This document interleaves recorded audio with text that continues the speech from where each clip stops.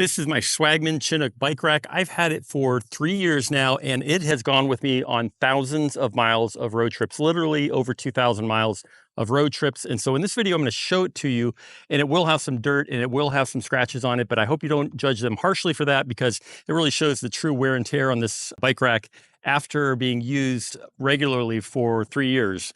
What I want to show you in this video is how to set this up. This bike rack is a terrific choice for so many families or people that want to have a bike rack that's capable and not too expensive. But the one thing that I don't like about this bike rack is that the setup instructions are not clear. And so what I want to do here is give you some of the pointers to get you through the process as fast as possible. If you watch this video, you will save time. Let's get to it. So our first step is to grab some of that packing material that came with your rack and just lay it down for protection, and then grab a socket wrench with a 13 and a 19 millimeter socket and a Phillips head screwdriver. These are the parts we're going to be assembling today.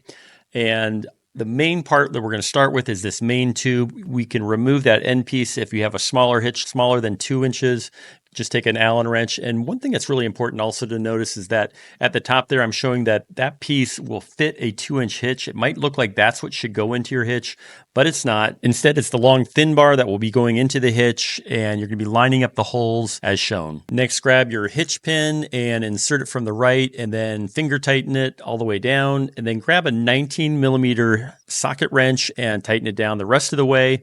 Next, grab your hitch pin lock and put it on the end of your hitch pin, or if you have a cotter pin, if that's what your bike rack came with, attach it on the end. Now we'll make sure that the main tube is in the horizontal position, and then we're going to grab the upright bar, which looks like this, and set it onto the main tube. Now we're going to grab these two long 70 millimeter carriage bolts and go to the left side of the main tube and secure that upright bar to the main tube, and put the two carriage bolts in, and then tighten them down with a 13 millimeter socket wrench using a nut and a lock washer on both sides. Next, align both pieces of the crossbar by ensuring that these tiny holes on the ends are both pointed up, and then place the male side to the right and the female side to the left, and then join them.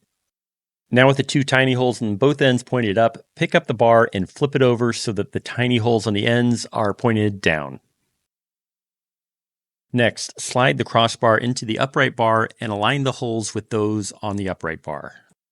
Now we'll grab the two short carriage bolts, but notice that one is longer than the other. Secure the longer 50 millimeter bolt through the front of the upright bar and crossbar, and then secure the shorter 45 millimeter bolt down through the crossbar on the right.